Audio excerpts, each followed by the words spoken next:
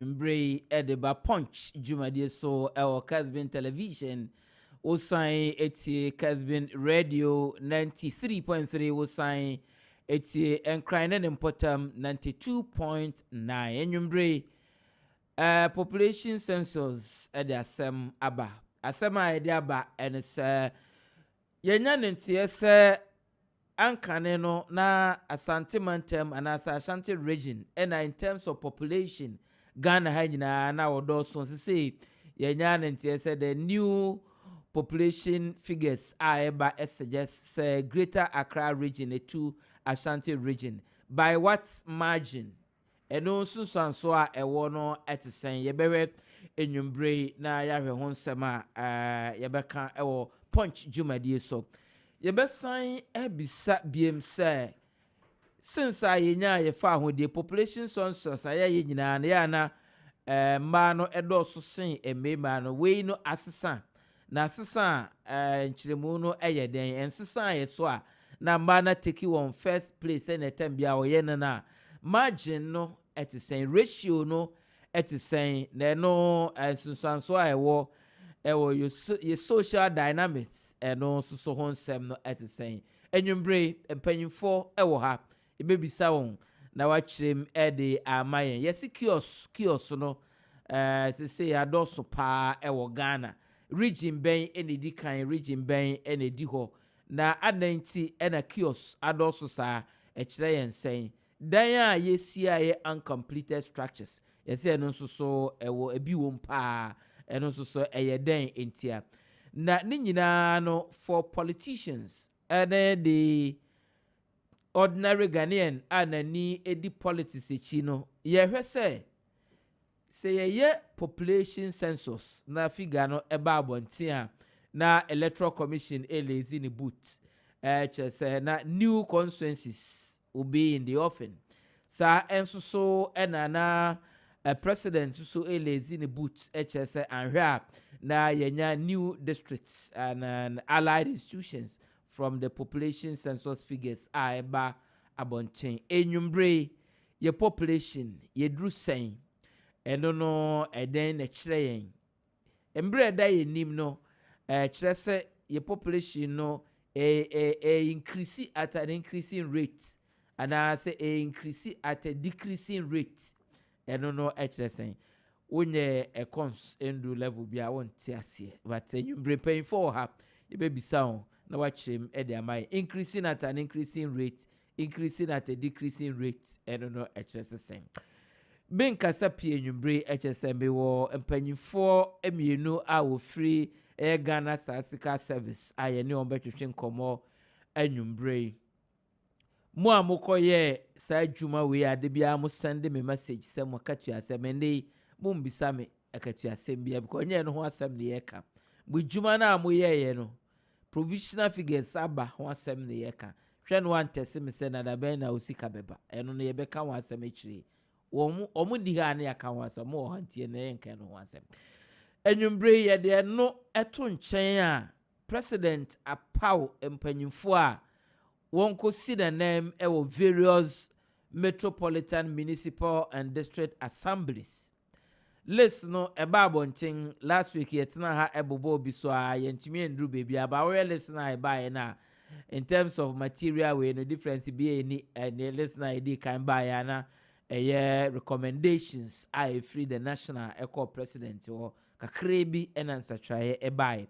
na eba ebinom eni age ebi nso so ewo complaints ebi nso so kra gina so kra da ye niema bi a emfata a emwa enwumbre yatna si yebehwe say the president nominees for these various local government institutions saying na kano ndia asie ekire say ye koyenim no ye nkoto yaba de nkoyi DCs ne MCs anase ye betna ne ayetim ye na yakono se ne ayekono ya na eno enwumbre yatna si yebehwe na yaka eno so ehonsem but of course embre ebama takrade is in the news not because you say the best comes from the west but pregnancy eden semaba ewo takrade is it fake and I say a genuine na eno ho nsɛm no so sɛn ɛna yɛka no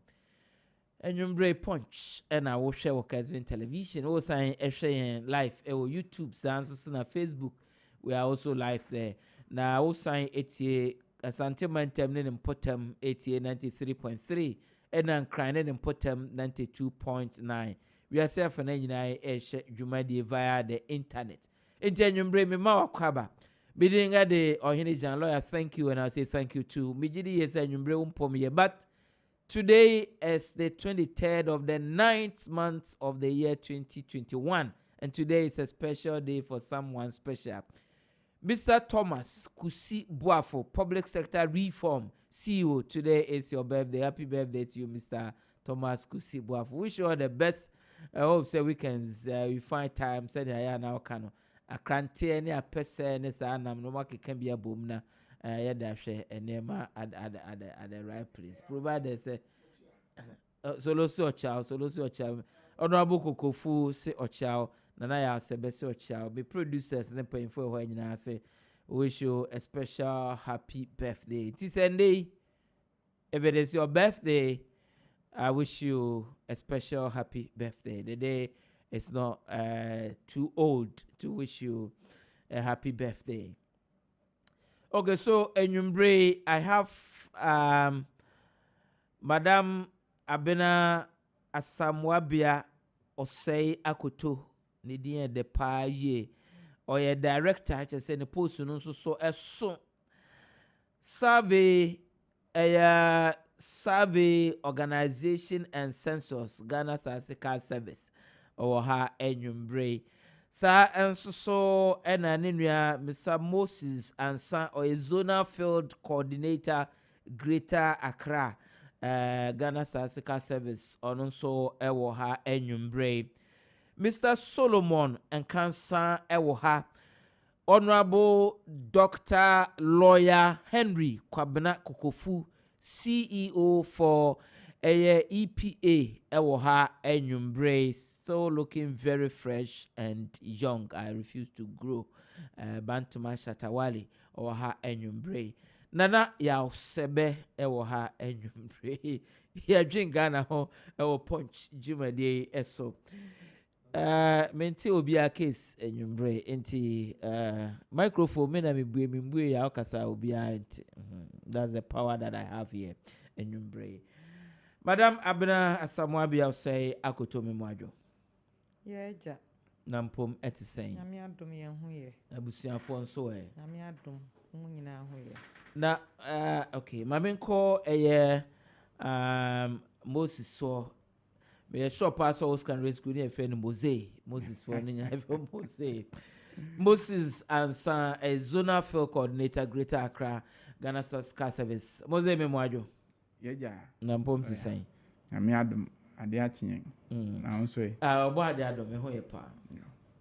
Na antuma ye nim say Friday na ya na ye share African wear na asa mo mienu enta atani ata. Mo ntoma efe pa. Menim ni din, menim say mo nim ni din but it's nice. It looks very nice. But funny enough a coincidence. Oh, how? Office obi ne ba. Me na me ma me yekohia office na atare a share ba ko. Really? Ese nche da kranye ba ko ese keke. Oh. Anyway. This coincidence is something. Okay. Now, make sure say in free, Madam Abena Samwabia and Chain. Na mimbisa say more the figures abeto abonting, must say provisional figures. Population and housing census amwe 2021 and amwe the provisional figures ababonting. It is na sa neti as you say Ghana a population no ye drew saying. Okay. Me da se me fa kwanja iso so achia etifo. Ye ba monim mo boa ye bontoa. Na ye de ba monim si ye be census. Na mo boa ye ni dewru bo. Na ye call efiefie mu na ye sere mo say ye ba beje data efimu nchen. Enti ye ba ma fiefie mu mo nja ye mu mo de moma yembuaye yakoye ye mpense mu na ye de ehumbuaye mamenka ni ayenye free mu ye de aba betudwa na ye nya ye population ye see ye preliminary results inti preliminary no mayen say ye dodo na mayen emema dodo emma dodo na ya share regions and so ye dodo basically preliminary no any say ye structures are ye kan ye no ensonson ye ewom say ne tie ne de betu dwa ye population no ye say 30.8 million Ghana fo nyina yes meka say Ghana fo nyina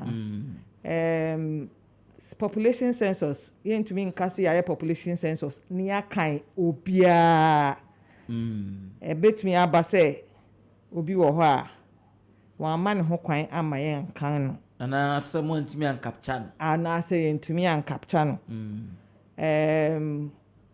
we statistical inquiries bia ye wo margin of error enti na ye confidence interval a we be use ye margin of error ye hwe no ya about 5%. ye na se bi wo 5% statistical inquiries there we are eno na ye maximum we betumi anya 1% but uma kwan kakra se na ho be ye inti ye de no roughly 5% ye near benchmark data near the year juma ye projections 2010 ye no near my or use na ye growth rate inti near project afibia ye dodo se na be ye ye census no so ye listing bibi a friend listing no o trotro down ho no akokan na wa hu nipa dodo so e wodan nim ho fi ho nti e no so boa ma ye hunya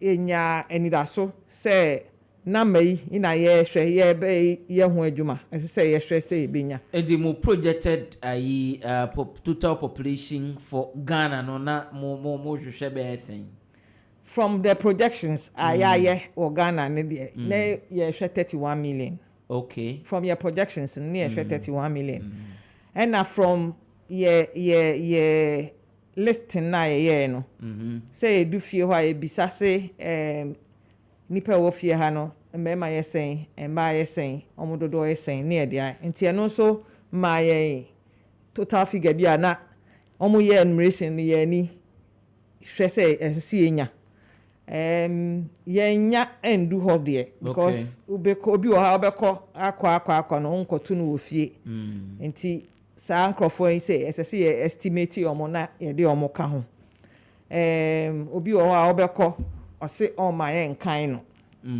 open information bia o se on pene such people no wo ho esese ye estimate omo population no so de ka ho ansa wonchu kakra so wo ho any boundary issues obi beka si me ka district we ho ya district we no me ka me wo ho enti eyesa almost ye ma ye onkan ye so de me ko ha de na me ma enti ebi wo ho sa say ye sign hwe na no statistical service ye ni to me okay enti ye local government any other agencies necessary etna say statistical service beba mu de but ye need to me bebre nti sa wentwi no ye so ano a then ye betumi so ahun pa bia sa population no ye be estimate ne de omo nso ahye and nti ne ka say we a provisional population se be sakra and se no en kosru bebre nti ne ka say barely 5% percentage you can say margin of error. Na ya will be so ye friend of post enumeration survey. Post enumeration survey no eboyen ma ye hu ye coverage send ya census no baby a ye call nyina say ye call ni nyina na say ye gija bi tu mu. And so am I hu the content say questions I be say no hu mo aye pepepe ni ye nya ya na say obi kotena baby no so trotro ne ma bi gu ho. Nti we nyina be kire yen. Nti post enumeration survey for no nyame aduma na watwe ya wieye almost ombe wie omo field work omo ye enti ye nkutabu na ho sunsaso no so eno so beba betodwa na aboa ye ama ye hu se dwumadi a edi ye se census ye kan Ghana for no ye error no ye within the 5% and I say bia aye less kra and I say ebro so kakra enti masema meka afa your population and housing census and soon so I did 2 January. Okay, and to a provisional submission. I come back to you. Now so a free up. Madam Abena Asamwabia or say Akoto and then you brave Oceano Autieno our punch Jumadi so our Kessben television and on Kessben radio. Aya Zona Field Coordinator Greater Accra Ewaha Mr. Moses and Son. Menye ono so questions bisa no say yate say mu wieye mu compile mu provisional data Greater Accra awona zona coordinator population e wo ha no abetu Ashanti region na the most populous region in Ghana sa na tie a figures no sen e ba ne sen na wachirem e de aman. Yo, medase. Meeting afro lawyer on. You lawyer. Yedase se wa mayen sa akwenye na ene yede abi pre TV station ha. Yo, sene ya obi sa na sa pepepe na etening kan bi atwam no nanka ye census ya nyina no tambia no nanka Ashanti region na the most populous region, but this 2021 population and housing census you know Greater Accra Ashanti region, the share of the population for Greater Accra no this year no 17.7% and Ashanti no 17.6. Uche figures nankasa there eben ho papa nanso Greater Accra no ehruwe di kan kakra uche figure na 5.46 and then 237 for Greater Accra and Ashanti no 5,432,485 people. Enti o compute a obi hu difference kakra bi na e wo ma ema Greater Accra na abeye the most populous region in this 2021 population census. Okay, so no. Na yenhwen so say your previous 2010 na ye dodo no sen na de abeka osisi ye do 30.8 eno da bibie di kire se ye multiply dodo ana se enso kwan ye fa so a ye de multiply no e wo fam kakra. What man say? The rate of population growth no saying anything. Okay, nti ohwe for previous censuses this year inter-census growth rate no na the lowest ya do so far and 2.1.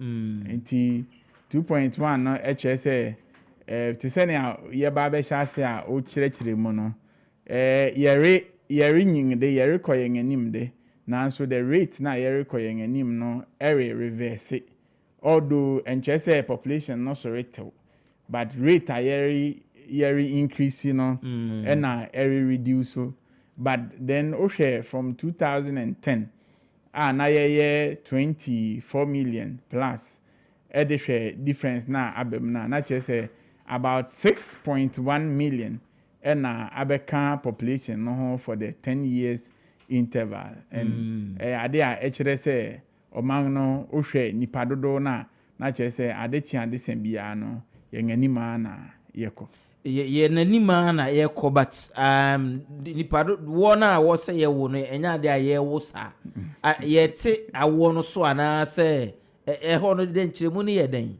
madam nchiremu ni den na de ba yo ye da se se na me ka tu dwa no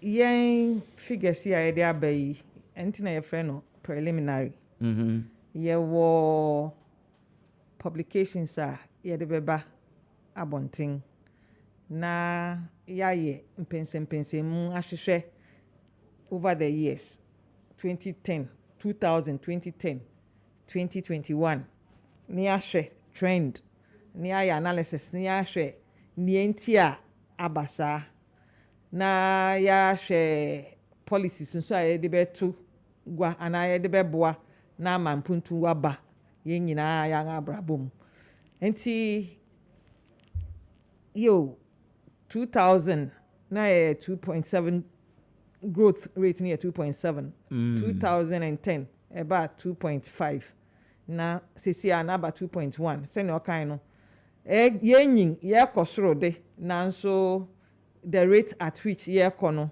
eba form layman's view no sisi ayemia first no unko school u ye bra pe na wo de wa ma ware fiansa ukotena ware ase awo nwenya bedu gwange are say so the nyame which was good.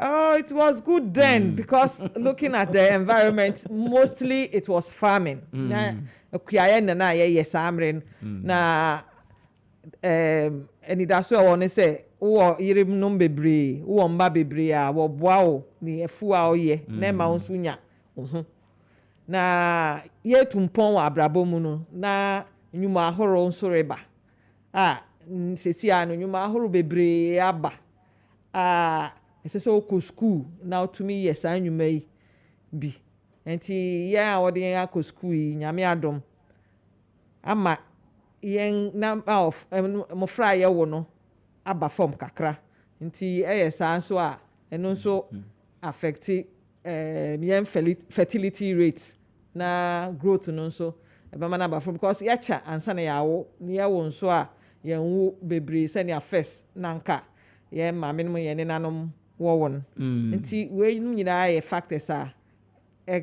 ma yes but ye mpense mu nankasa no mo hwe kwan ne nam kwan so reba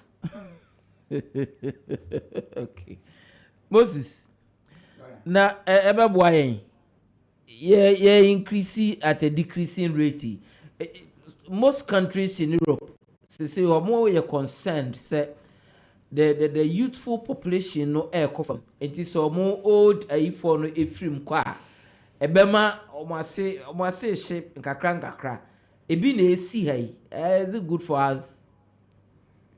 Well, let me akesi from history young population figures are here no anatem be a population no youthful population.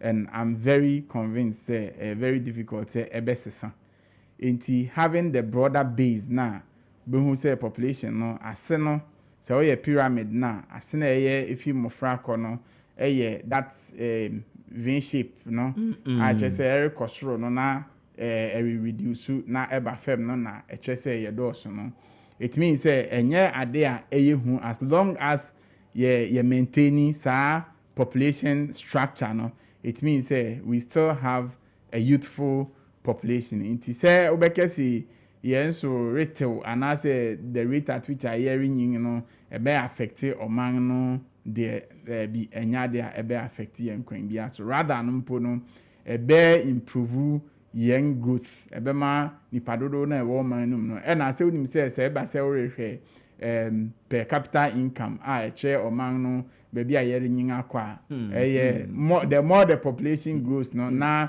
per capita income no so e wo fem but the population no ye manage that na eche se obu se yempe capital income no betimi awostro na ma akere baby a oman no ye renyin akọ. Moses, oh yeah, national income economist. Now what do call? Okay, so sir, mo figures we eba bontin say useful for nipa p. Obia ne baby obefa no. Obia for planning purposes for near PI de be but for Ghana as a whole no yana and near me nu titu any film ba creation of new districts any creation of new constituencies and aya na a film eba na we are abai ye benya new districts any new constituencies ana Mwaye we di ebe din amaye. Oh dem ba. Mwaye we ebe din amaye. So omo na the figure. Yeah, the figures number. Meka obrofum say the decision does not lie with us. Say we be create A or B. Yeah, the aba. Yes, raman for say omu use data no. Aban sube use data no. Ankre nyina NGOs data no wo ho say omu be use. Na me kan bra ye census nyina me ko ba bia me ka say yen as individuals no ese say ye ma impuntu ba ya brabo mu.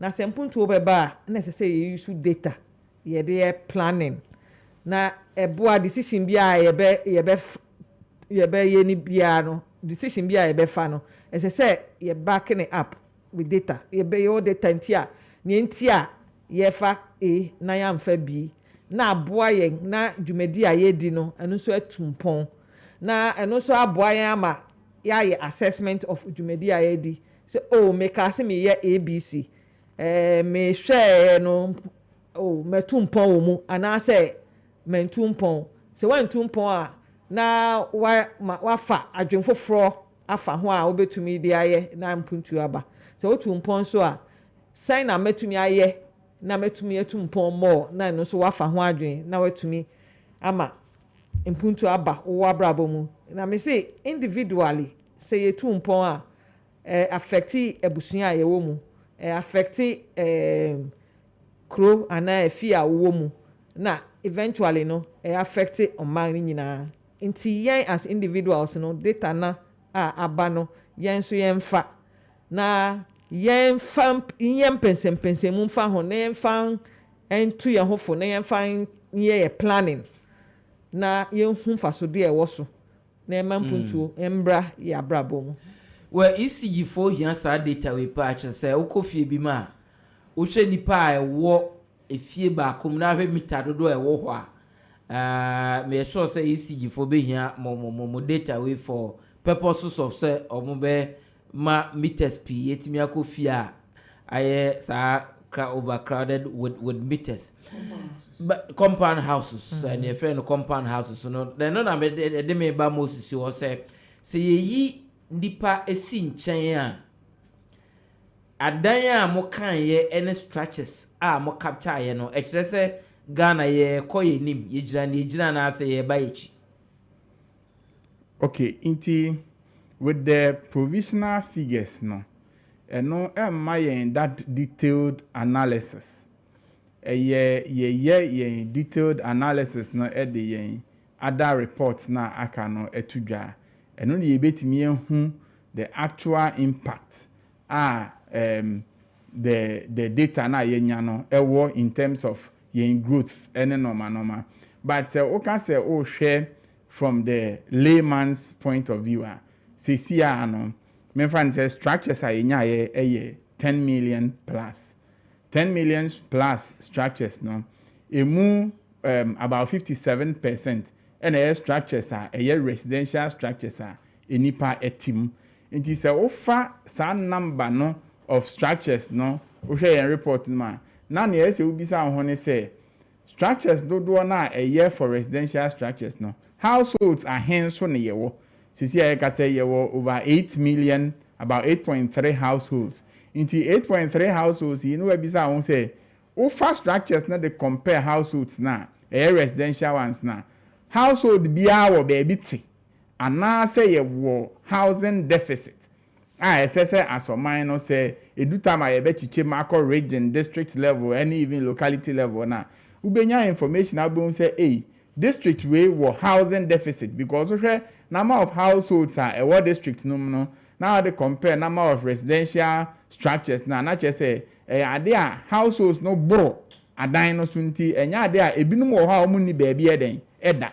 Not just a one so minor search challenges as ye na ye resolve minumi yin say tembia yete affordable housing say be ankophobia baby eden ada. Inti ni nyina no ade ase ye detailed analysis na you bet me about out clearly about some of these deficits in districts, in regions, and then in the country as a whole. Yes, issue of kiosks. Census is a no na ye church structures but 2021 census a structures are na ye no nsunsun ye kakra ba mu structures are ye no this time round no nia omo asi a edu lintel level ye de ka ho baby a edu windows level ye de ka ho send ye be hu structures a ewo ho a mwa ye kakra ba ye betumi akuru so a ebetumi mekase brofo mu a house a na nipa betumi atene mu enti we num nyina beboa se policy makers mo fa data na beboa omo ama omo ehu dwumadi a ana niema esese omo de tukwan mu ema eboa ma housing deficit no yetumi so yan fi okra so a ye beti so kakra Ona go fu mu ajo You say bro lawyer. na boko there Boko papa. solo Yeah, le mu ajo we now say. na boko okay I want now come a cry way to Ashanti region. mentiase I want to bride the queer piece in him. Now, so no yo yem bank yo kumase Kessben can no yo kumase Kessben can own a great actor. solo yo kumase And then in Nipa music. virtual omo ye census the census night was 27th of June. Yes. So at that time no be out Kumasi. Now we are virtual. We are still in Kumasi. We are still in Kumasi. Oh no, Boko there. Boko. But me to see na ya the aspect of possibility of creation of new consensus. Na ya in Census so a war for a political dispensation. So remember we'll look at the same issue from that perspective. But answer no. Mama mene a technocrat no and finalize na omo nya na yenye politics But lawyer answer na boko mo hon. So we no see as your condo. The o kan yen say kaka. we friend do join condo Yes. o say ade na tete na Yeah. omo ye my friends o me kai first gate no is this an friend. So on say to say yewra be ne yakrachi yom cheche munya ese ye kama man 40 ase say population census we are here for na nyina ye ni mfiedu nti ye 2000 ne 2010 nti na ka fra say afie twa mu 2020 na ese ke COVID-19 adaroma nti na pani yes, and Trimrafi near the now indeed no more expect around 31 million. So you got 30.8 million. So it's so close to the estimation. Now and young one Between 30.8 and 31 there be one power 0.2 Approximation mathematics. 31. I will approximate here. You are 31. So, you approximate here, you are 31. we are looking at 200,000 difference. A big room, but in approximation, we are contana. So so even where for a long time near young kind of crown. Say you didn't come on here, so said the Ekika Quid, a cobe 30 million, and the day as mamma, and now a year say young kind I am one home because in him a baby bedua, the kind I am one of the idea war memoir because it's on record. So called Brazil, the time that I read it. Now Brazil population was about 200 million. Now Brazil was cattle population and then 198 million. Okay. Yes. And so uncle for Brazil crew baby be able who then be so on the number be near that. Inti 30 million, 30.8 million. And then if you cram just shows a bit 100,000. Yet just say you nyakwan kra and me and realm sui near the inti a year no be na all can say the data, the information so provided a year for a see a picky near the near my be near to me. It is a wira anything and many and a dorsal. You must also know, say a dorsal. A dorsal no so as one then a dorsal. And the a set necessary fantasy, intimate and could read. Now, because say, the better constituencies in a district in the other. Who's a temper on Jennifer? And then the teacher, Director General, Uja Mukwano. I can't work out, so I agree with them perfectly. My dear, so look, I say. I can't be na Ashanti region there because no correct to some extent because nipa bibri no specific allegation allegation no specific there to yen and ma be disclaimer okay to Kessben Mrantie someone now no yana mo budin na magie na mo hu ne hu na ka ho ba nche so ntiere dem no ya bi but then Mekai said Census night in those period in here. I'm to be cried, oh, young cook was young coach will be added them.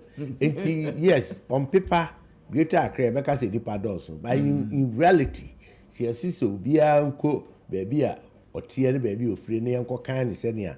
A year, maybe no, yes, you personal. You see, say, because in cry, you said the attraction is there. Open passport to Hana Beba. Open dear Hana passport to be over. Oh, still I may say. And the passport here decentralized. There's a factor or disproved mechanism. Yeah, but there's a fact which is both resident and non-resident. Greater Accra tops. Anambra in one of the items. Oh, well, yes, solo they order. And the men here solo a campaigner. Finally, one who is subjected to scientific analysis according to their data now. Solo. That one you'll be found. Solo. I'm country. Are you massive word near? If we're best in call me, I know Mukodibia about Mantia Metro. Don't know. Why best in call? I can't country. Oh, my best in call. Oh, but say Eshe. The population of Ashanti region and Greater Accra, indigenous and non-indigenous. Ashanti also benefits from non-indigenous. Oh, we are not talking about Ashanti. No. I'm talking about Ashanti region. We are not talking about. Sorry for saying Ashanti. Ashanti region. We are talking about the average 5 northern region. Afobe biala. Why ready the uncle school until now 2 years after Wapa 17 years. Yes. The first destination Kumasi. Then moves on to Accra. Wait, I'm coming. Into Accra on your residue no. Accra need the near Volta, Western and Central. Which is Greater Accra. Basically those who comes to Greater Accra more power. There are a lot of Gomoans who even half of Central region they live in Greater Accra. So that is the dynamics. That's why I say Greater Accra attraction. Those who are attraction, no say baby. The attraction or Greater Accra no, so high. they compared to other regions. Yes, of course, Ashanti there may be attraction, but attraction now will greater Accra, being the capital city or metropolis. The driving force is white collar job. But when you go to Ashanti region, the cocoa industry, the cocoa subsector, is another boy. Sisi cocoa okay. Cocoa abenoka se bunya mo dwane aba. Young men. It's good. Pull your bricks, young men. And then I'm why bumpers being there. Say young man. More than hold bricks. Me bam population census. I'll come back to you. Okay. So, oh no, I'll come back to you. Don't worry. Madam Abina Asamwabia Oseyakutu, Director, Survey Organization and Census, Ghana Statistical Service, Ewoha Enyumbre, Mr. Moses and San Zonal Field Coordinator, Greater Accra, Ghana Statistical Service, Ewoha Enyumbre. We're looking at the provisional population and housing census figures. Our dear Yedi Bobo. Now, Madam, you hear any more could see a brebe in a final reports a beba bunting. Me da say reports ndi ye a plan say ye de ba. The immediate one ye de beba ye 19th October. Proximity analysis report. Eno if baby ayete any educational facilities and health facilities are yet accessing. How far is it from where we are staying? And it's being easily accessible or not. And see, a no report no nyame adoma 19th October. Yeah, the very bad one thing. Okay. And now yeah, national general report. General report, maybe my age distribution of the population. Maybe my socioeconomic profile of the population. Okay. Na my from region, ya share districts. Okay. So, enti sa report nyame ya adoma 18th November and also beba out. Enti na me say preliminary report ehun sunsan so nia enti a eniema ni biasisi no sa report general report betumi ayi apue na yenso ya pensen mu ahwe niema ese di so ano ana ye de yema into mpuntu oba then nyame ya adoma afia ye be hyen mu yi ya ye thematic areas I say yetro your fertility, your mortality, your migration, your urbanization, your rurality, your share population growth dynamics. Send us some fa. Send us some ne ha ebe ha yen. Ana say impuntu ebe brain. Nti eno so beba na ya share literacy and education, economic activities. Economic activities ya share employment rate ye be hwe sene tie sene economy no eboa nkofo adwuma a omo ye ni a omo nyanye ni nyina bebem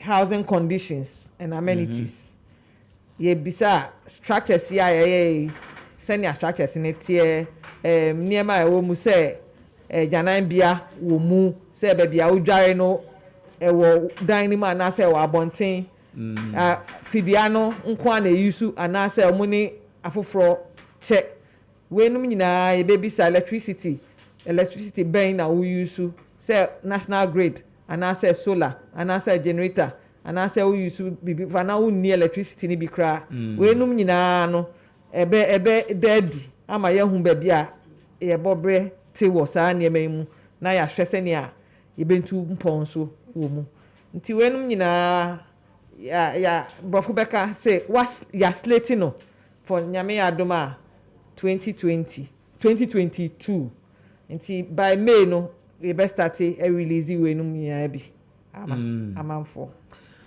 Okay, Moses, ya keka we nyina ewe na bebisa se yenya ne se ensonso ye ba ko eda mo census figures sa babontin ana se kwan a mo fa so a mo ye sa compilation ana se mo gather mo data this time round different from previous ones because of digitization.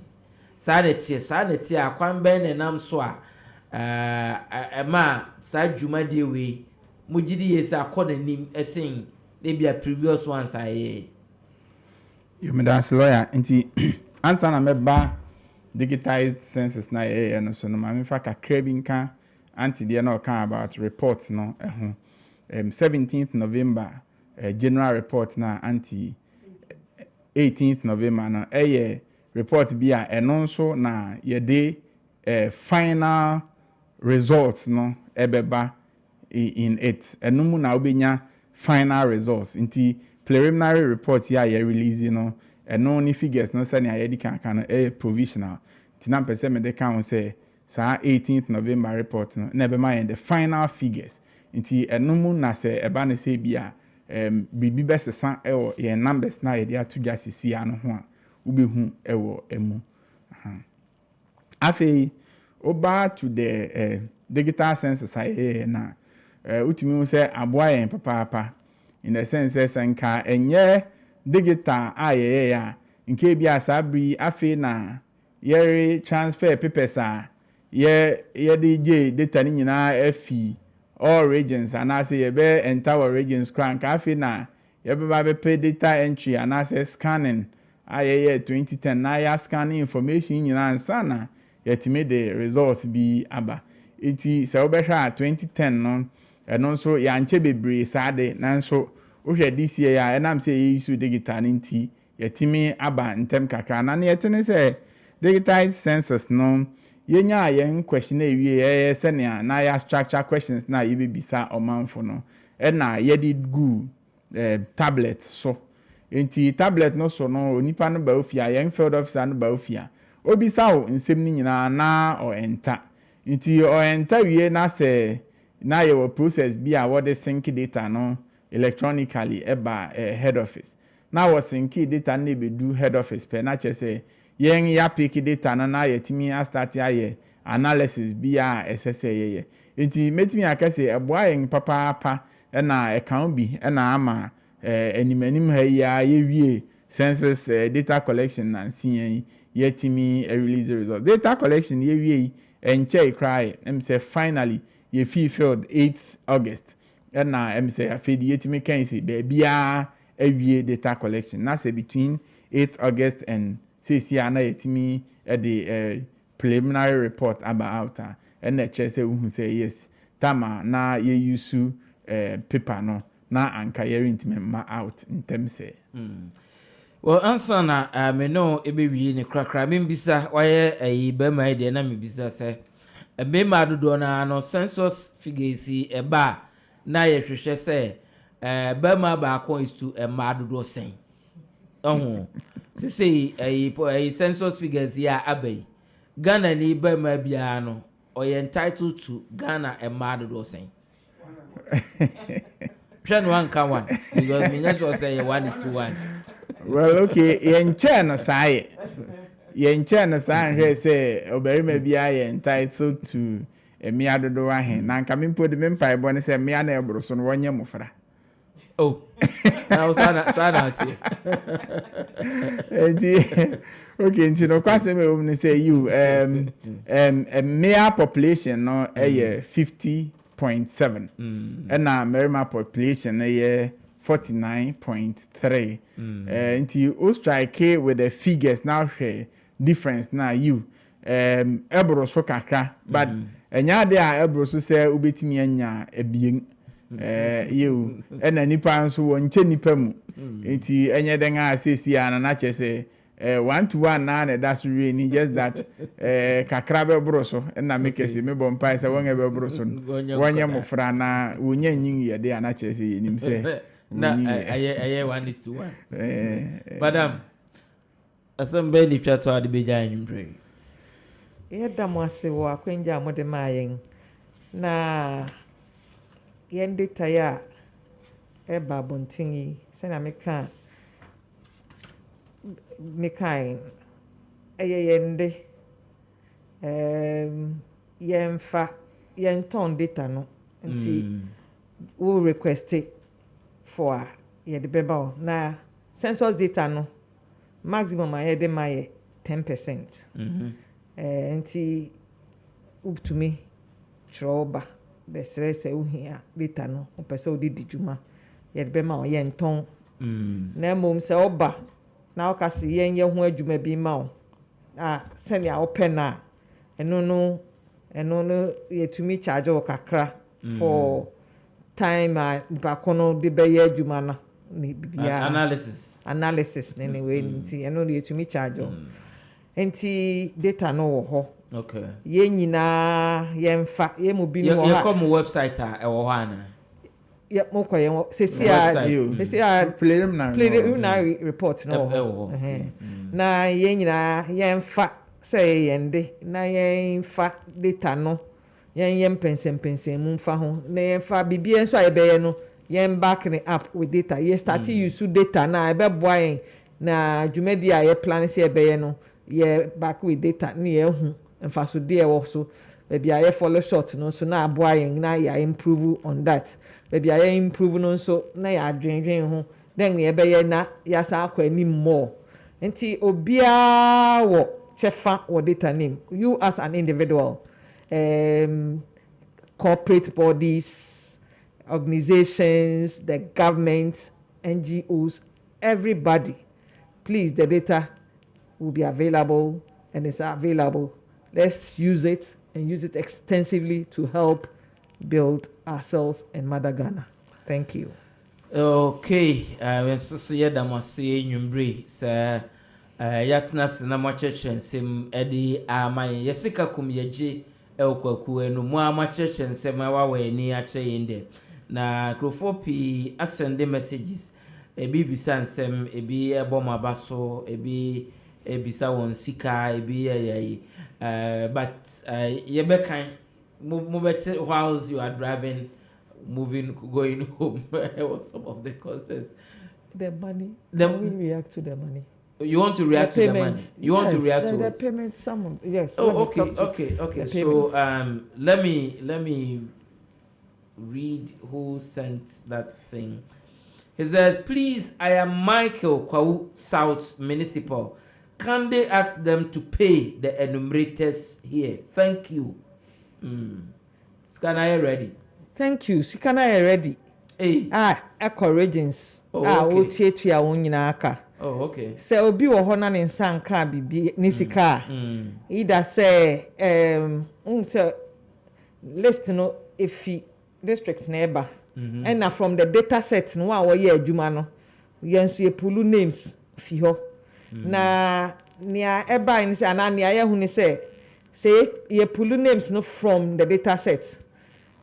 As I say ye dem the district level na once we confirm wa ye adwuma because obi wo ha or yes or best start edu be happen ojai nti adwuma no wanye say ekase from the list from the data set names aye pull no ye tua director obi wo ha onye adwuma nso na wakotua ne ka nti esan come back to the district na district for that confirm names no na or the region na region I effective payment no yes and okay. Then the other aspect to it and say tablets you use tablets yeah ma ebinum power banks any solar charges as said niema nyina wo de ko ansa etumi atua oka say wo de ko eno na bia akrake enu say adwuma na akoye ebetumi akrake but ye hia say ebehu say oh bibi say na buy inti na akrake obi wo ho ba be ka kiro si oh ayira we he untumi nka nti nipa say make us metal wa na media atua me tablet car but utumi kire me oh obi wo ha akonfo ko attack no oje wonyina di adanse sa akonfo attack na dia adenti necessary meje sad no wo nchen because wo kra akonfo attack nti we ye mpense mu so kakra ye ansa na ya effect the payment can they ready mpacho ya shase krama kakra bi ya na na mpese medical na ho na antibiotic scan ne o send a message na jetum say si aye ho district bi ani ho a yentua at least obi kai okay ye tua bi na aka won a ebia trying to confirm no NC nti na ama kakra bi da so shema yegusu ye yen investigations ayewia obia be nyani sika. Okay, I understand because maybe a Sunday message or mobisa say edenti na ye deduct 350 e dey free one na sikam they are watching me say ebia na or say or crack dey tablet for a crack on the screen and a martin 350 of course any fair anyway. So these are some of the issues people have raised. We'll read the messages now. Yeah, for we never compile and send their brand so that you can use it for more so much. Yeah, so you have data. No more use for analysis. Yeah, better Madam Abena Asamwabia Osei Akoto, Director, Survey Organization and Census, Ghana Statistical Service, say Enyumbre. Better Mr. Moses and San Zonal Field Coordinator, Greater Accra Region, Ghana Statistical Service, or no so yedana say Enyumbre. But if we be paja omu na ya twaso in politics Enyumbre, ewo studio sa. Punch ena waso egusa utie ewo Kessben o Kessben television o sign eti ewo Kessben radio. Enyumbre yene empanyimfo atwetwe enkomo megidi yese emripa mu messages mo send aban nyina yebekenkan aba wi ase afena nyina enso so ati.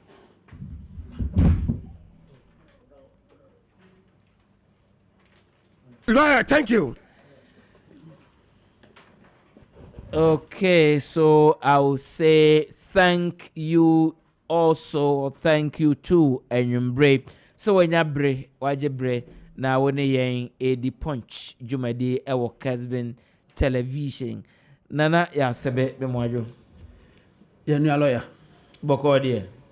O nyame adumara. Gusushire. Edo bwade ase.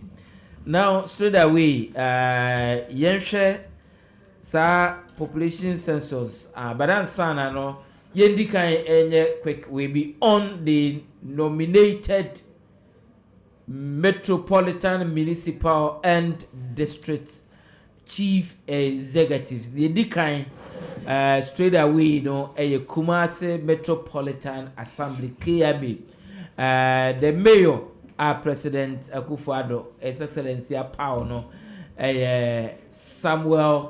Honorable Samuel Pine, aka Sam Pine. They call him the General Secretary of the MPP in Ashanti region, or known as to say President Apao no say Uncle She KME Emmanuel. Enunti ebona baso Enyumbre wana wobua atjent to ebia so ebo wana baso Enyumbre. Honorable Michael Auku Amwa ono so ono na yasan a maintain no ewo Atwema Nwabiaja South municipal and others pia wo as we proceed no ebia de solo Minya wa padi Sampine for KAB. Odikano mefa akonya juna ya chia Kessben ahwefo no ne wa wotin wo Kumasi both TV and radio in Grand 92.9 nso wotin mesanso mama opare ebusia yako yen one of our party guys, our sansu a journalist, Daily Democrat, Neirew, until Mimindai, a bay nay or Opare. Opare, Oh, okay. Youth organizer. Rabi, Opare, journalist, Daily Democrat. Now, Secretary crowded for so, Messer Oma Adjubro, Ombra. I mean, Champagne is a testimony of loyalty, hard work, dedication, and commitment. Couple of knowledgeability, because you'll be one nimdino. And nimdino chino, a political party more. Obia wasum, wama to watch or dawn or ne amfama. That's what sounds when nimdidia. A conye beyond than any mpe. Awe you kusi akaino. Chumu kobana say leadership no were very focused leadership. Me was starting and I mean the Champagne benya. Enti yedanyame aseman na yebon pan so say bon kono nkogu in political group no yenimase because appointment na wanya no ode oye adwuma ma obi aka de Champagne has proven himself to be a good party secretary and then MC and then also Kumasi Metropolitan Chief Executive. And then na kufuado wapem pan bi afiri homa wabaka bi na still mo aka no kra no onye easy kejetia asafo bantama all the crack areas na still under KME boss enti nkwa wo enti Champagne onko na onko boy juma na onfa enyambre yemo career politicians abosho no bi so enye adwuma da ono waye adwuma da waye teacher nti our experience Awuku another fine guy, he also started as a political guy. He was also a constituency executive who took over and then did well. But there are a lot of persons in the appointment now and there a experience being a good teacher to MPP. I think that there's a sudden direction now. Kokofunu wapara wako. Until this time round one pet mao manyami babia. Until we take what time na why ye MMDCs or baba one particular tax amount. Now adina so simple amount. But a tax big. I'm na ma kotiase. Na actual time wa there babo anumana. Na anumana so reach baby obeden. Over 2 akosi. Yes, we discipline yet. Yes, show. Yeah, monitor one pa. Oka breaking the 8 ana. What akofaba. What appointment is towards breaking the 8. But 8 no, onya should dey do ko to bumo. Wokofu 8 no. Onya akukọ na achina na atwaniti o. 8 ni a performance based 8. Until if our loyalists will make one more, they will come and sing chorus for you. And I don't know, so Ghana found him there, time so unboxing. A bubo behind here and over bella. After the bell, no, blow be able to be on one can. Until one what time for the 8 no. One start there, we'll prepare for the next 2036. 24, 32. Now once one start over can ask them for a juma way a aircraft or to rented to coin. No, Ninya may be also about time Ghana for Asham there. That time NDC leader or deserved Robert Chado, another one so whatever. But me what be most preferences of MPs went through. Then an hour expect. For the first time. Now, a political negotiations and internal negotiations. And so, once they have to work for Ghana, they chose MPP. Into one Ghana and on Chankaka. No one do an MPP as him. Because MMDC appointment did not go beyond 4 months. But now I so peculiar of MPP because also none to quanye. And to one we there or there were nyabutan. Na was yes, yama no nyedema. After saying a chin push a crowd then. Or by no nyago. But all the same, man paying a prerogative to a point. Until eventually, no, one point. Why can the man appointees no?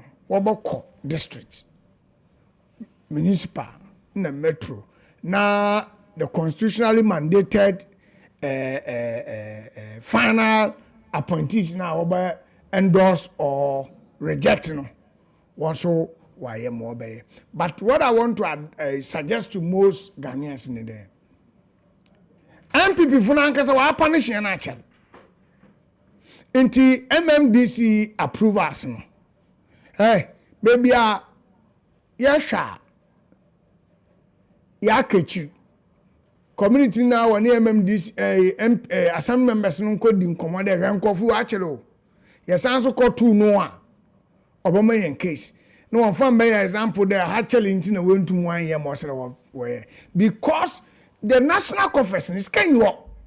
In this year, control Abani reject MMDC is now go for one because you approve one because 2021 common fund on Kwayo. You were the last month of the third quarter. Common funding then on Kwayo. A Kobisa one fan say COVID. What the best there MMDC when your office. Inti ya approve one.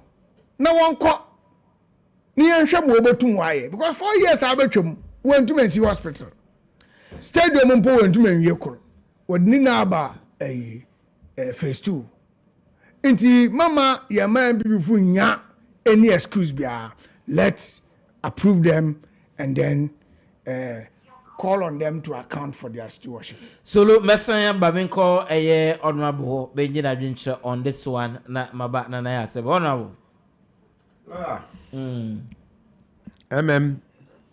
This is yama obi bia yaboni dini bia trinkwa okan yenua Sampine Kwabna Sechi caucus member Solomon Pedam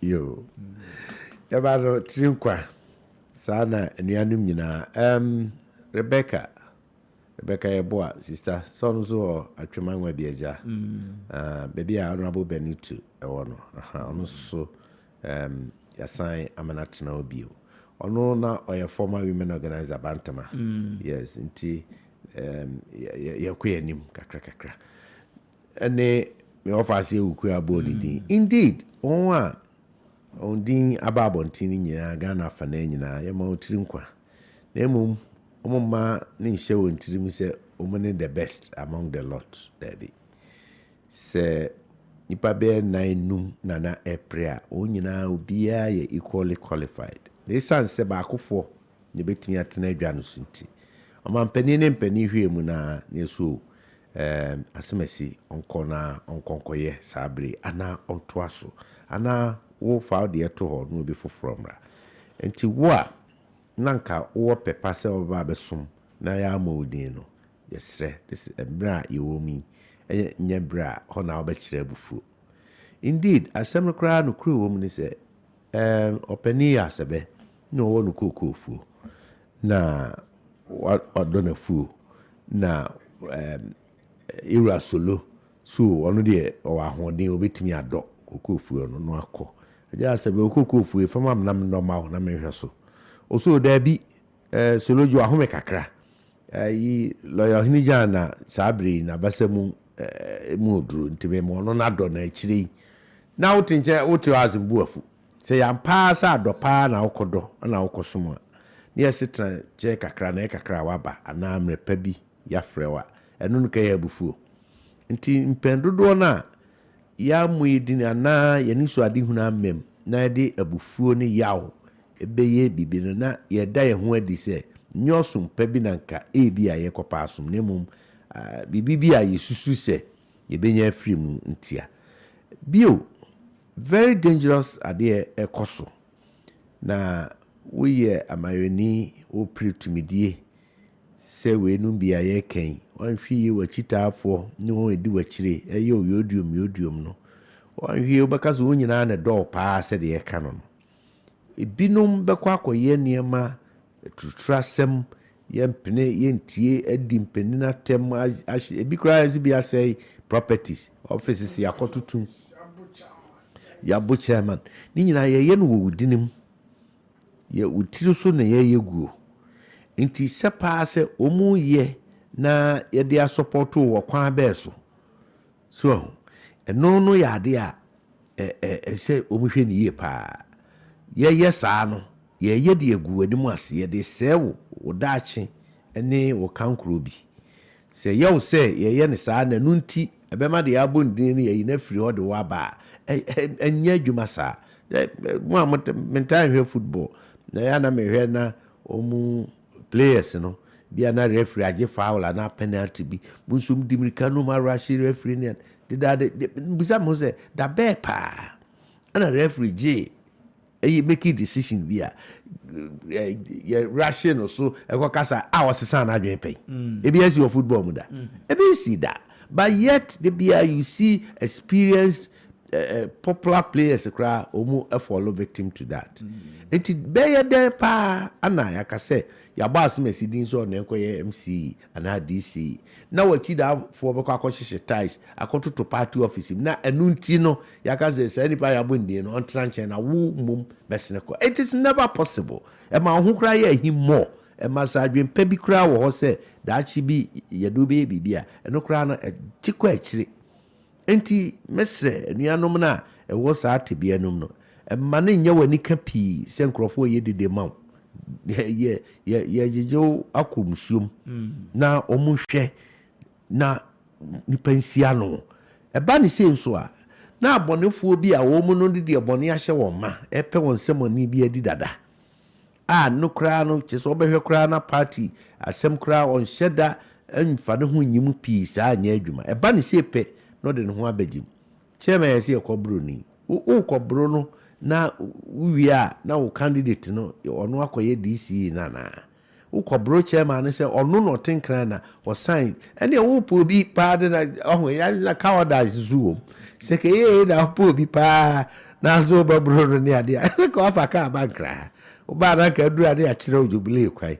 na ke se ne minister office na abeku se be bi abeku because appointment ne ba no signature o shase no chairman no ni chefe wo ni de o ya dai so the chairman funya first time no be here meeting and baby dem free say chairman for oh and no chairman for bo meeting on bo nkra de bia what you say there's a specific one this one na not to the chairman for unti it is a ampo se chairman akra no susu se me emfa ma asemesi fofora ukobro no na adane it doesn't make Anna now I bill the any person tias here is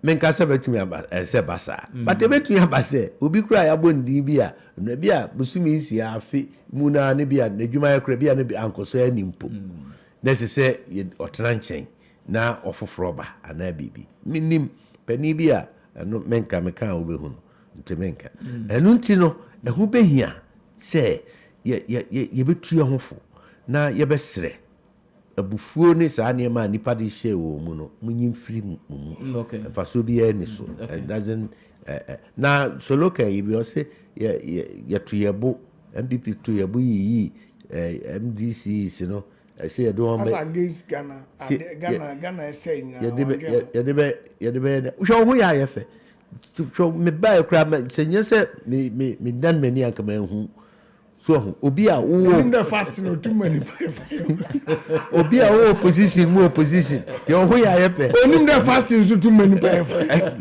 fast am wa yefe ye de yami ase waji atum so wa yefe nkwa de ye wa ba in fast na we gonna na sebe fast am wa yefe wow eti solo yesre ya nyi won se de won koyi ope bibia aka no ntimi aka akokoduro ne ni ho agruno ma kewe wa na atiase na liya no so man kan ke be ya no ne we na mi ya bu be na liya no nti ko ni ya no ye yi won so me ya adwuma no ye omansom yes nti nya ne a ususu se ebia ye yi won na won ababe ye den abe peja o mana so o anade minti as okay on be adwuma be da se ono abona sebe lawyer lawyer be kan abo omu a yabo omu din nyina baso ese population knows population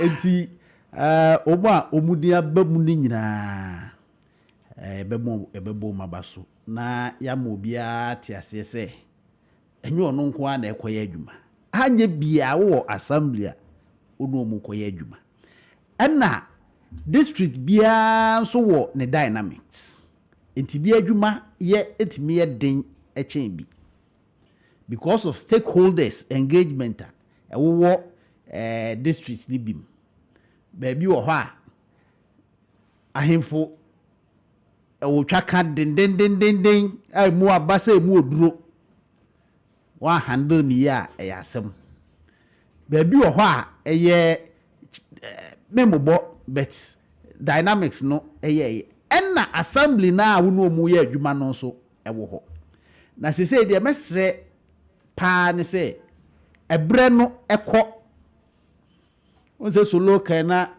o ka sese u delay ni bebre kura obi betimi anya yi se se na DC se ni o yesemo ntokura ma nto na ebi o mo ntimi anya adwuma nti there can be a justification enu nti nye muntu anamo abemo maba na omu ba bebia e wo se assembly members eti ase sabre ni se any omu MMDCs eti ase ni se eye wealth creation obi wo ho a wo man resources wo man asase we wo man we de obenya afiri mu no obi de ebedo so ache obi enam se ne ankutahudi ebekoso na se butimi create wealth pa ka ho se se kane na nka bia mo IGF mutimi enya be 100 cedis se makodru be 150 cedis ye ti 20 bi kura se momodi bonti kura no ye cha mampo a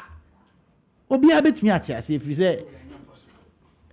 efri se de oye eyi no adihwehwam no onye den onpepa ne nsakwa enu nti enye saa bre na mu bedi animu abetwa mutwa eyi bia mu fa nwura modwuma yem enye saa bre na abete onte ho na emu mewura modwuma yenum na mutimi generate enough ebi aso mu nyina amoso nti eye Ghana yi ewum enye ba bia so na obia nani beje ho outright sa enye den asa anye we ya ebeye we na yen kan so se lawyers o tournament se de obedi second kan mu odu chen de odi third de obenya gold medal or dasro silver medal or that second bronze and that third so ko tournament bia de odi third no energy chen de odi second de ntia or winning third place no winning oboso obose na de odi second na obeji silver no ya hye no osu obi o ho a wo bo first half the almost second half cry near den ebeje timing ewo politics obi a wo bra ebia ne bibi eba ene se ebia betu anamo a ebe sei system a wo mu no wo se ebe kaoso your districts bebree your constituencies bebree a ebi ni ye bi nti ebi a hokra no bibi ni ho bi a obetimi anya bibim yemfa we nyina ntu ye hofo okay na the so enye only DC nko ana wo ye MP nko ena timi ma contribute to national development okay na ye hwed nsa Meda se otie nana ya osebe is a trend analyst o tie na ohwe no ohwe Mr. Solomon Nkansa ohwe honorable Henry Kwabena Kokofu doctor lawyer enwumbre punch jumadie on Kessben television and on Kessben radio. Mikra messages kakrebi na yembra population issues population census. Good evening to you lawyer. Sometimes I listen to NDC communicators on television and on radio and I laugh, so they are so hopeful of winning 2024 elections. They should forget Papaya from Tepa sends us this one says lawyer tells Solo to change a bit and stop the propaganda. He seems to be infested with his former title as propaganda secretary. I thank God there is no brouhaha in Brekum about the president nomination of both DCEs. Okay, Brekum should be up and doing and finish Brekum Kutre road cause is getting terrible. Gusty man from Brekum sends us this message. This one says Jakujo from Tapanyina. So congratulations to your re-nomination, Honorable Martina Apia Nyantechi as MC for Hafuano North Municipality. Greetings to Honorable Nana Ajiman Prempe, Nadmo Director and Chairman Odineho Kwaku Apia, Mafioso Chairman. This one says, thank you for asking my question for me because GSS had cheated as, okay, there's so not enthused about the payment that are concerned about the deductions made from their pay. Hello, good evening to you, lawyer. My daughter will not be paid from Kumasi. Thank you. My daughter will not be paid from Kumasi. I don't understand. Okay. Thank you. Anyway, maybe I will just message in the BBB. Hello, good evening to you, lawyer. This is Sapon from Bedasi in the Bostonche district in Ashanti region. Ghana Statistical Service has done a good job. Greetings to Bafo Kwaku Amwatin the 4th. Jache Hine and Anama Kwafrim Pom Bedasi. Hine, thank you also for your message. This one says, lawyer, thank you. Okay. Greet the following special people for me.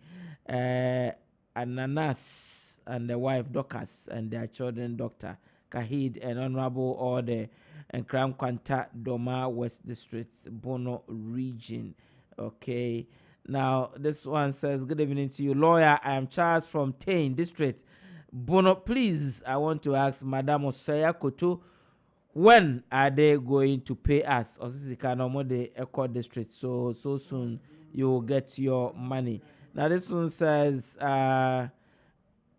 good evening to you. Okay, good evening to you. Okay, messages, plenty of them, and this hold, I cannot read them. I'll come back to you and I'll read the messages as and when we proceed so that we can make some quick. Okay.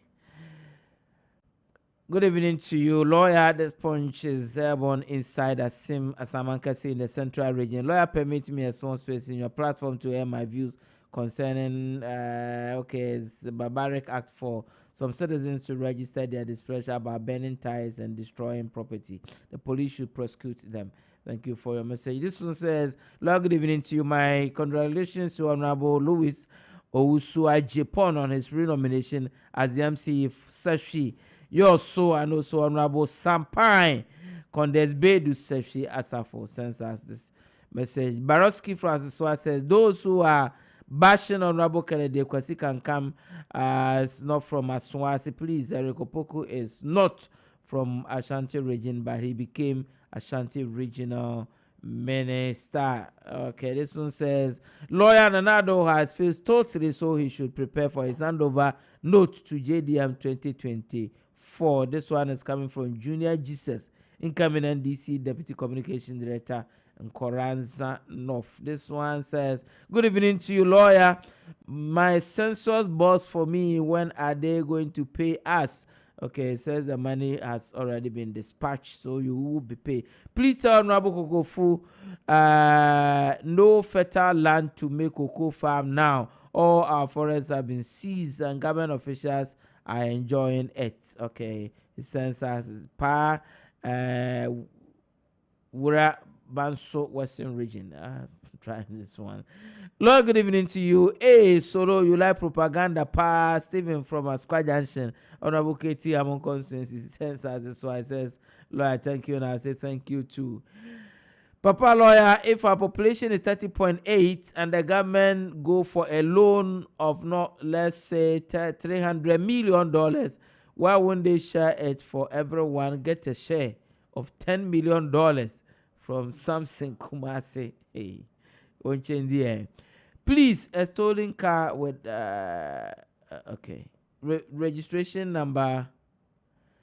Okay, this one I'll read because social announcement. GW 156214 Opel Aguila with registration number GW 156214 has been parked at a hidden location for long. Okay, I'm sorry, chromophobia could just baby. So, oh dear, Ira, please, not what you say, H3 Aquine.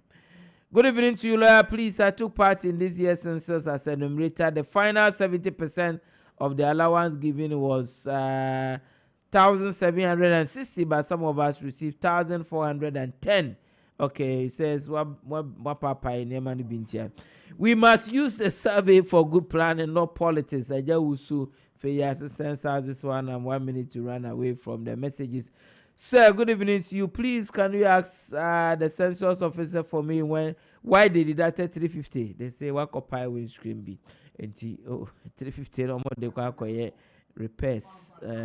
Ebisu cry now one far there was all the con anchor. That's why they've deducted that money from you and paying for our high bray. Now let's go and talk about the data about one thing. From this population and housing census. Now here in Susan, so I will edema because CNA and Brenunti will concentrate straight away on the possibility of creation of new constituencies from this statistical data about Bonting and Yumbre. Now I heard in Susan, so a war the mine. Now we hear Ghana to say we hear a constituency and a voter a population constituency a super Ghana to say population do super a dome kwabenya 172,907. The tosu mienu ya Shaman 167,000. The tosu miensa ya Amasaman. The tosu na ya Utu Senya East. The tosu num Madina. The tosu nsia Lezokuku. The tosu nson Adenta. The tosu nwapike to South. The tosu nkono Prisia Uni Valley. The tosu du eye Kwabri East. And a duba konye enya Soutum and Ekokosa. Now that Greater Accra I overtake Ashanti region in terms of population size, and now that say answer na yebe create constituency population issue no take about 90% of the consideration na other we know by 10%. Now Solomon shall say in free ho possibility of creating more regions more constituencies in Greater Accra region. Yeah. My main reminder I from the TF today. Many MPP, but none are consistent with the pledge to the party. DC Bia Obewin Obewin Bia maintain. That was the first term. But I maintain. That was the first term. First term promise. It was not. It was same promise to regional minister, but so by second term, all the regional ministers except Honorable Simon Osemensa and about two other secondary. Then voter stay. That's what that is it. So Solomon so yanko census as until Asha census ya wa abaya. Before the census crown 2020 you call election your committee a serious disenfranchising blunder in the area of Sal. Santrofie, Apafu, Lipe, Lolobi. The monk of no one to about any MP. But what to about my presidential pet? I own there or a bit unfair. On poor or cases there on our 2020 election. Out there easy or a BBR or redeeming credibility in that regard. Yako census. Now census so it take a feed from the registration exercise. The first 20 or biggest constituencies in Ghana surrounds Greater Accra, Ashanti, and few other scattered constituencies like Volta has about 3, Western has about 2, Central has 1, 2, and then Northern region has 1, and other places. So if that is the case there, now going forward, no, there were 275 constituencies. We have to have a ceiling. Ghana for this parliament, and I tell you, Nyanko point no mistake. Bibia nyamin to me ye bia ni wiase. And wedding cannot solve the problem of abuse of incumbency with the type of parliament I was sisiala. And if we are going to create a new constituency, this time around, parliament will play a very crucial role because the madness the system no called parliament, it can be thrown overboard. Say and here magana funyala yebunde maye no bobo hena. Now if we are going to go by population distribution, it means that this time Greater Accra and Ashanti may have equal seats. Because the first 8 biggest constituencies in Ghana, they are all found in Greater Accra. Say what now? Sanso Esha or there EC and political parties what come into conclusion there 275 no yet the 25 le count no I 300 near your ceiling in Ghana for the next 50 to 100 years you create new constituencies what Ghana na no possible sir possible why possible and there because of the constitutional provision say the Electoral Commission of Republic of Ghana no we are let me read the constitutional provisions that the constitution stipulates the criteria for creation of constituencies and mandates the Electoral Commission to review the division of Ghana into constituencies at intervals of not less than 7 years or within 12 months after the population or the publication of the enumeration figures after the holding of a census of the population of Ghana, whichever is earlier, and may as a result alter the constituencies. And you know this constitutional provision said no, it didn't say sha atasa one a lawyer or advisory satmasia on your compulsory on your compulsion and also the mad now or the year taking into consideration yen national resource allocation wise utilization distribution satasa into say yan share every 10 years we have census we create constituencies then a consumption aspect of our revenue and also running of our democratic institutions we take precedence over development and other important needs into Great Britain.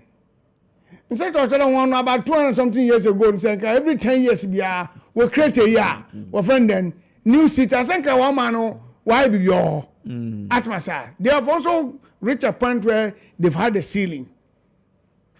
What's also share? Since Ashanti regional, space-wise and then population-wise, no. First now, Kokofu wa Bantama no. No, you don't Bantama yo. So the sister Bantama be 3. And it is enough. For the first time na Bantama is one of the most populous constituencies. And she also Kwada so Bantama. No, our friend Bantama. Now what space you want? And they don't fall within the first 10. Because of what? The decorporation of that constituency and others in the country. Inti obey good there. You better know. You take a bipartisan approach to the issue on board. Creation of new demarcation of new constituencies. But shallow. The provision is shallow. Did you say shallow? Yeah, it is shallow. Shallow. Then we need to amend the constitution. It is shallow. Then we need to amend the constitution for the benefit of the nation. Because every 10 years we create constituencies in the country. Maybe the framers of the constitution had at the back of their mind there, going forward. We had a 200 parliament. I will feel there. That was the beginning. Baby. Having added additional 100 within 20 years, we have to come to a conclusion that it is okay for quite a time. Now you suspend. Now you make sure that we will rather build the office of an MP rather than creating more MPs without proper resourcing. Okay. 2, you create constituencies are on democratic imbalance. Satimasi. Ashanti region has 47. The next closest region 34. 13 constituency difference. Atmosphere. We share a western region. We share a Bongafo and I wake up one. Now share Echo baby the Ahafwa. Though Ahafwa is a small region, has a huge land and a population in Osa. Since our power scribe was swatching. That has the least populous region now. So therefore, create new constituencies. No, they can have 14 constituencies. A seat editor for the remaining 14 constituencies. Never share the 2 giant constituencies. I tell you 25 now. 14 if you are. Waka 11. Such as okay, 11 now. Then you look at Ashanti, you look at Eastern, you look at Ashanti Eastern, Central now. Because Central now has it's now the fourth yes, populous region. Western region follows by being fit. International actually the next 5 regions now. How are you going to divide the remaining 9? You find the one now 16 to Chambaka 9. We are one a 5 no akano. At 9 then at the moment as a matter of fair distribution of seats country then we can say that we have been fair to every region in this country. But a lawyer, and there, I'm of the opinion there. Democracy is expensive, but when the government are not having a feel of governance, and they seem to believe the elite, the democratic elite, the arms of government, parliament, the executive, and the judiciary are benefiting as a result of Article 71 office holders who enjoys every 4-year ex gratia, blah, blah, blah, blah, blah. Now, Sansa could create more seater. That means that you are also building an imbalance. In Kayan free a point there. Yes, there's a need for us to create a new additional seat now. But it should be the final for the next 100 years. Okay. Now, one drawing board. You must discuss. We need a new parliament office because echo them parliament is 275 no. ebinom mpo baby what or parliament inside or a problem. Okay. Baby what or a problem. And if you are going to increase it, that means that you now need a new chamber for parliament. Another cost to governance. Okay. To the ordinary Ghanaian. So you think we must have a ceiling in the ceiling. There should be a ceiling. I'll come back to you. Make Honorable Henry, Dr. Henry, Komnako Kufu, any adventure on this. Now, Honorable, you heard this population. I didn't hear so yana this issue about say you share numbers of some constituencies are definitely idea by the electoral commissioner. You must say it was Ochichim and that.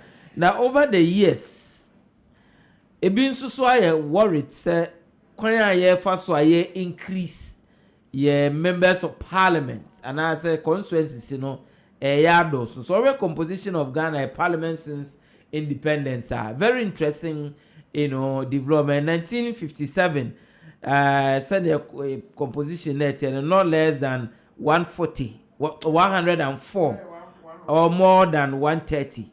Now 1960 the speaker and no less than 104. Now Osha 1965 no less than 198. 1969 any assembly no less than 140 or more than 150. 1979 yeba no less than 140 elected members. 1993 no less than 140. 2000 2003 and equal 230. 2004 2011 you maintain it 230 as I say yakwa could do 275. It's honorable and people have said looking at your population any geographical location no 1993 we started parliament with 200. 1993 it provided no less than 140 members. The composition of parliament or the statement in the constitution. I'm looking at the statement in the constitution, provisions in the constitution. Okay. Honorable, this debate said, we inquire the electoral commission. By now, we are starting to cry. Final we no bape. I was figures na criteria no demography no dynamics na areas. I was create a new constituencies. Now by law no so you cannot have one constituency falling within two regions. Yes. At the same time so you cannot have MPR or straddle between two districts. So these matters are there. I warrant to say there's a likely we'll see be creating new constituencies. People have said no 275 no cry also my maybe what do you say to this? Yes, a bit more can say 275 and crying can consensus in Bimum. Nayan to so. A bit margin. And tea a man winning in Argent. And Brownie to say, or does the law says? If you say, until say a best Samrano, said the Amray Tiano, and only at the Bay Juma. And tea, it is now solo or train agencies was in the ICS constitution. And tea, so provision as I amended. It is our provision as a yes, son. The best son, the bay. The best son and son. So, going forward. So, never quite see. For now, so tea, my men on a cratchina, almost way provisional. Minim say final a yebana bibi answer dance and peace and to see the abeto hono no senior ye near madano a call says say yes I constituency ni bika ho ye kri aso mai me kai say mu ho be parliament ye say komu si dan foforo kakakra bi ka asem si ko kufrem pon ko de asem beba enti eba beba se ye beye constituencies ni bi maka ho a then na hu be hia say ese adwene ba bi o betena ye adwuma na then asem ne yeken ye can representation, people's representation o ma mu ni nyinara un say o ma ti ase no ko mre dan ya makrum ye honum saa no akura ne nana asebenum ho no ye bodawuru saa na yesu bia mehia wo kwankwanni ase bia bia be unse udum no ana wa nase hona odi kuro ana wo hene pani ana town development committee ne pani be hia ne adwendwene o ma no na ye de yesis ginaye nti parliament na ye kan ade a traditionally ye di hu ye yedada ye paw ni pe binum ne aye na gina ho amaye ye nsori mu ni ade ye si ginaye a enye nsori ma nyina ne nyina ko gina ye naano fonum ne ade no ma be enti se ye paw ebinum dom kuma bi na wo magina dodo ni nyina na mu akoka dodo na semama ne akwadwene o ma ne ho eno ne fabi kabima min kabi amamuo no ne fapem pa o se open democracy the people's representation seni pe kusi obi kusi ni panom nanan eno minim nana ya wa hede bi obetumi aboa me currently ayewo hoi MP be pa na ode the lowest figure about our parliament say akachi no asechere from plains just 18,499 18,499 and or they were parliament that the total voter population and to say no 18,000 did you always say vote to say no did go no figure me until you have 10,000 the MP Bernard award the biggest the highest number the biggest one no any medical kind domiko abenya 172,907 until the vote say na call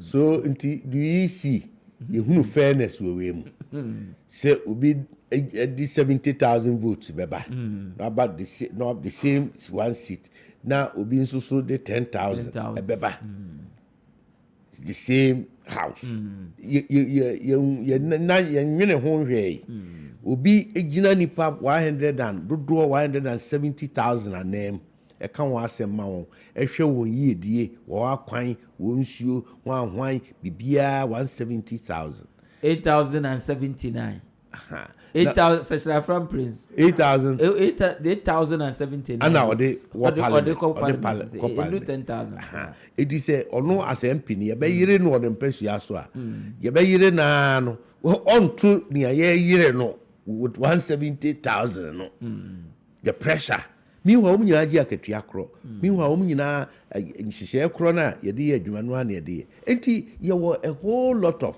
niema siasi ye badwene ho yie pa akosi a niema bibre ho se ye dwene ho kokosi eno ti no me de me etiri nyi ya sese ye de a ye beduru twene no duru a nsuo no a ye betwa twene no na yakoye nim ni abayachi na breadu se o ma mu ni nyinara ya adwen ko bankurum ne ye ka se enough is enough ebia the creation of the constituencies no constitution ne ma ho kwan die ni betimi aye e de afa ho e betimi asakire mu ne aye ti se na anu a o ma pani din sue ba ese ka DC ne MCC yanto on so aba na muntuo ba se isan say entrenched provision inti o ma mu ni nyina yanko referendum senka ye nyina adwen ko bankrum ana itimi tu sa na mo na ebia nke nuru ba bia ye dure enti se ehu behia se ye hwe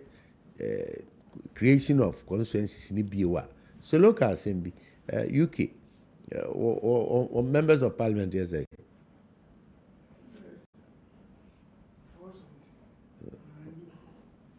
for one so mus crowd to the benches so forms is a green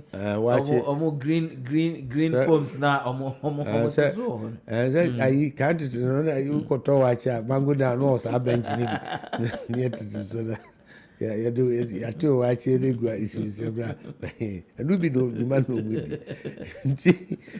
the woman is there apart from woman over to benches so woman said that was special offices are well equipped woman no ko trans you madwumanyo anka de ne ade enti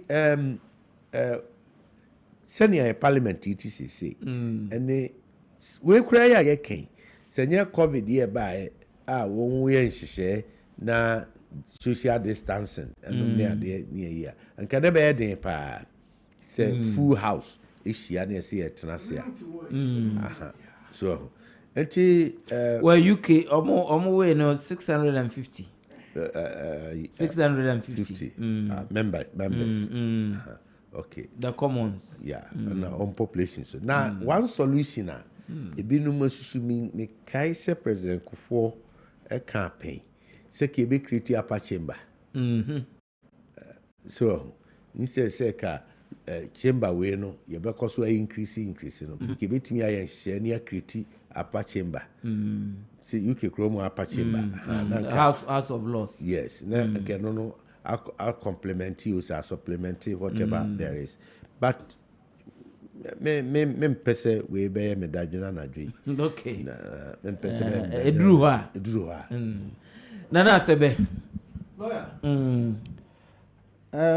lawyer say concern na nipa bibre kire say ebia members of parliament dosu na senior amrade tia na suluka say ko benya kura amendment emra sebe ya yemfa bibre enka ho no lawyer mfi say e wo se ehwe enema bi ba ko ye enka MMDCs na ke betuo mu so aba na nka yen a ye wo ho na atimi aka say we mu na yen yi wo mu se wo mu hwe ye bibia asoman no ke betimi free members of parliament from being developmental agents say wo hwe population size enko na ade ka enka regional or 600,000 half a region now they compare regional 5.4 million to say Greater Accra 5.4 million it is Ashanti region kabebe 9 of such but aya na enye only the population it comes with land size no so it's the population density with this provisional census hereby population density of maybe say Greater Accra which is about 1,236 per kilometer square now ode ko baby on the average cry is about 129 per kilometer square no now who say enya population kwana e determine eti there was ye ba ko de say the role of members of parliament representation no you redefine wo role no on said the ma ye de bibi attach wo say be ya be developmental agents no say can na ye tu parliament gu ene sa ku ba ya na ye tu ya abrogate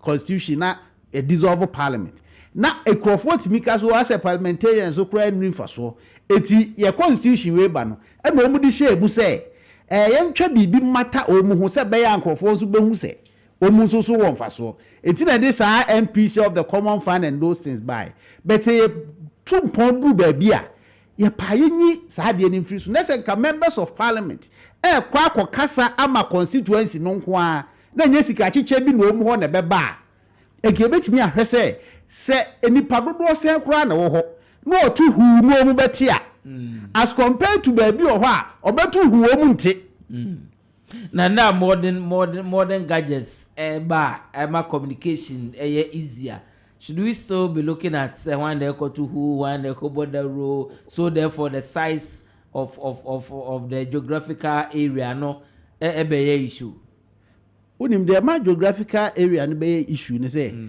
rich say o free ha no say on visit baby a ne nkofo wa ekwan obi betwa de akọ no enu obi de esonso ye dantemu some fans say one crying na o population size of constituency be 120,000 but obetimi de Ucha muani no afri one constituency called the next. By so ko baby a density no e wo from pa na. Ubetimi atwa saa kwan na constituency we dey. Be 20 times. Na wunya nru baby foforo. Eti eno na ya na ma constituencies ni bi mu a emu adwuma no eye den. Eti ye hwe saa ne ma na ye hu nso se population census na ye no. Housing and population census no. Data ye nya no ede ye say ye digitization, then the digitalization aspect of it no so de ye now there was ye hu ne say ye nim dipa dodo say edan dodo a wo structure 10.7 million ni asi mu be 20% de enua kiosk ene metal structures. Na afa de edan a ye dedam no almost about 70%. Na sa afa wo hwe edan so a ye nwie ye fi a ye si a ye nwie ye about 20%. Na busa se sa investment na akodi sa de na ye ntimi ntina sa dan no mu no ye de den. Se ye wo de hwe bibi ba akopɛ. Se ye kwa na nke se ye kan cars dodo a break it down. A ye nyeye ana ye ntimi nya because ensi ho nya mu no. Na hwe land max a agi space a agi a esisi ho kwa ye adwe ho a ke bia betimi afri your system am a land use party we need more time to talk about this. Our time is running up. Solo 1 minute your final 1 minute final winner menye sebe nya adwe adwena menye ne yende though democracy is expensive, but democracy which is not managed is not worth practicing. Enwadena yena ye emrama yam and all the hwe opportunities and opportunity cost.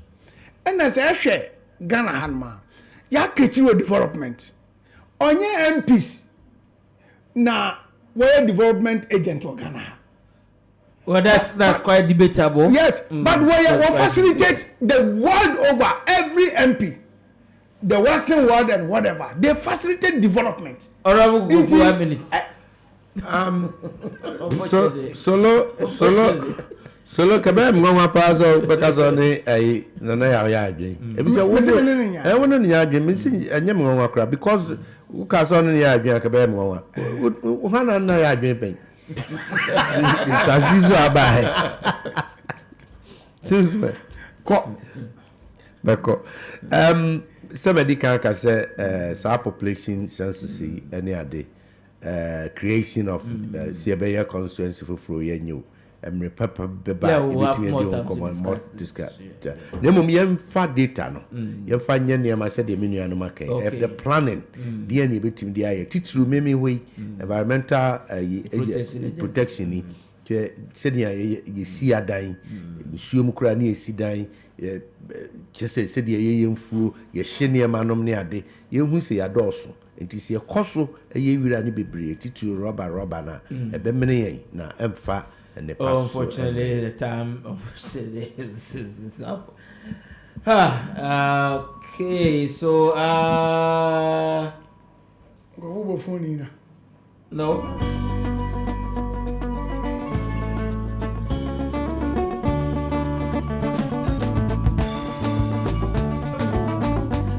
Well.